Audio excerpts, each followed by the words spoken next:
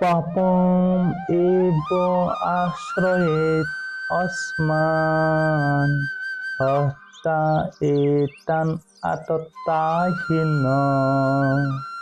তস্মাৎ ন অর্হাবয়ম হন্তুম ধার্তরাষ্ট্রাংশ বান্ধবান স্বজনম একতম হত্যা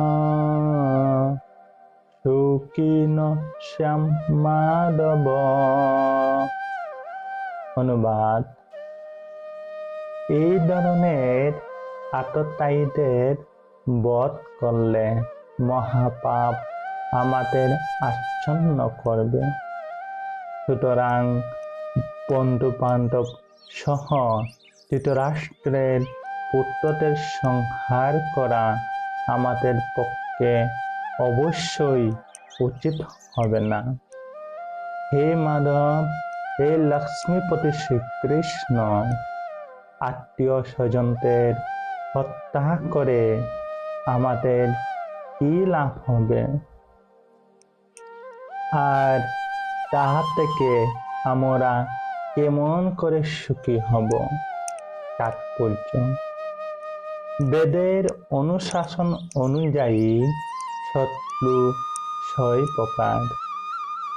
1. যে বিষ প্রয়োগ করে। 2. যে ঘরে আগুন লাগায়। 3. যে মারাত্মক অস্ত্র নিয়ে আক্রমণ করে। 4. যে ধন সম্পদ লুণ্ঠন করে। 5. যে অন্যের জমি দখল করে। এবং 6. যে বিবাহিত স্ত্রীকে হরণ করে। এই ধরনের আততায়ীদের অবিলম্বে হত্যা করার নির্দেশ শাস্ত্রে দেওয়া হয়েছে এবং এদের হত্যা করলে কোনো রকম পাপ হয় না।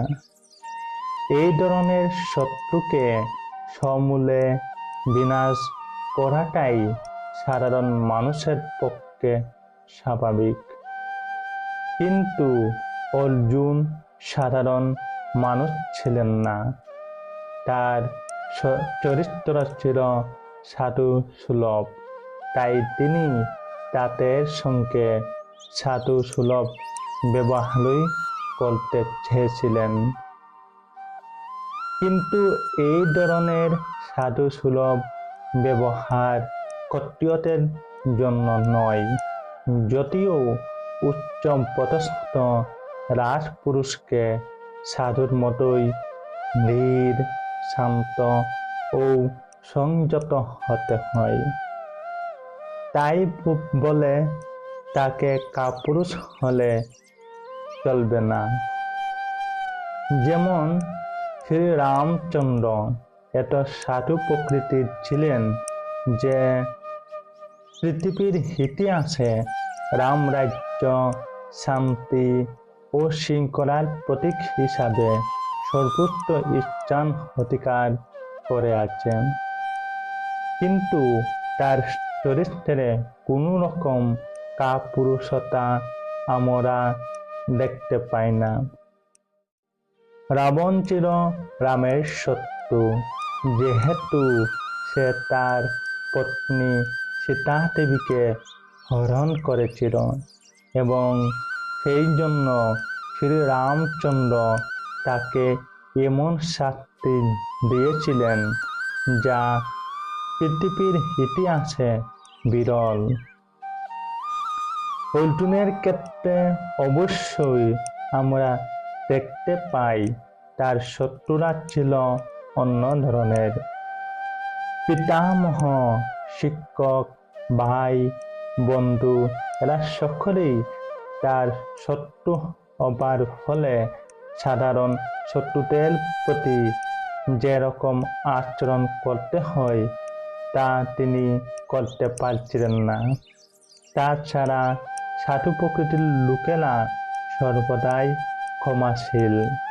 শাস্ত্রও সাধু প্রকৃতির লোককে ক্ষমা পলায়ন হবার নির্দেশ দেওয়া হয়েছে এবং সাধুদের প্রতি এই ধরনের উপদেশ যে কোনো রাজনৈতিক সংকটকালীন অনুশাসন থেকেও অধিক গুরুত্বপূর্ণ। অর্জুন মনে করেছিলেন রাজনৈতিক কারণবশত তার আত্মীয় স্বজনকে হত্যা করার চেয়ে সাধুসুলভ আচরণ ও ধর্মের ভিত্তিতে তাদের ক্ষমা করাই শ্রেয়।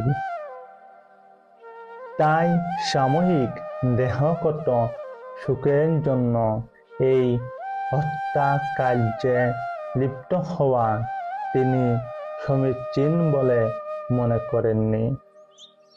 তিনি বুঝেছিলেন রাজ্য ও রাজ্য সুখ অনিত্য। তাই এই ক্ষণস্থায়ী সুখের জন্য আত্মীয় স্বজন হত্যার পাপে লিপ্ত হয়ে মুক্তির পথ চিরতরে রুদ্ধ করার ঝুঁকি তিনি কেন নেবেন? এখানে অর্জুন যে শ্রীকৃষ্ণকে মাধব অথবা লক্ষ্মীপতি বলে সম্বোধন করেছেন তা তাৎপর্যপূর্ণ। এই নামের দ্বারা তাকে সম্বোধন করে অর্জুন বুঝিয়ে দিলেন তিনি হচ্ছেন সৌভাগ্যের অধিষ্ঠাত্রী লক্ষ্মী দেবীর পতি। তাই অর্জুনকে এমন কোনো কাজে প্ররোচিত করা তার কর্তব্য নয় যার পরিণতি হবে দুর্ভাগ্যজনক। শ্রীকৃষ্ণ অবশ্যই কাউকেই দুর্ভাগ্য এনে দেন না, সুতরাং তার ভক্তের ক্ষেত্রে তো সেই কথা ওঠেই না।